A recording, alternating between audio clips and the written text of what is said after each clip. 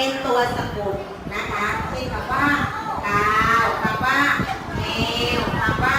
คิ้วคำว่ากาวขอนักเรียนอ่านตามครูค่ะกาวแมว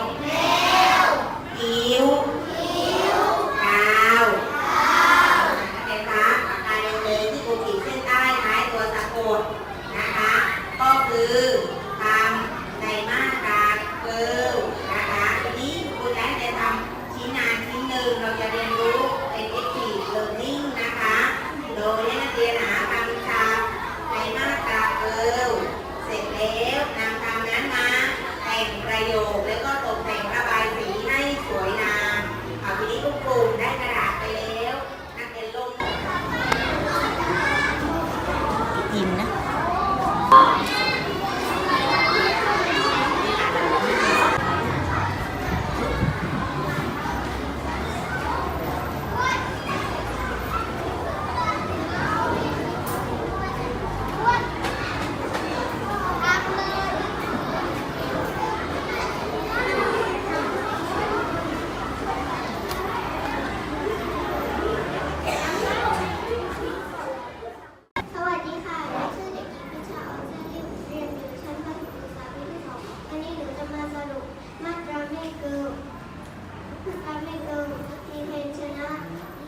เป็นตัวสะกดเพียงตัวเดียวเท่านั้นเช่นคำว่าแมวยกตัวอย่างประโยคเช่นแมวกินปลาในตู้เย็นขอบคุณค่ะสวัสดีครับผมชื่อเด็กชายเจ้าวสิทธิ์บัวทอง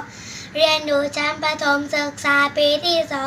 2/1วันนี้จะมานำเสนอมาตราแม่เกิลคำที่มีวอเป็นตัวสะกดเพียงตัวเดียวเช่นคำว่าดาวยกตัวอย่างประโยคเช่นผมเห็นดาวเต็มท้องฟ้าขอบคุณครับ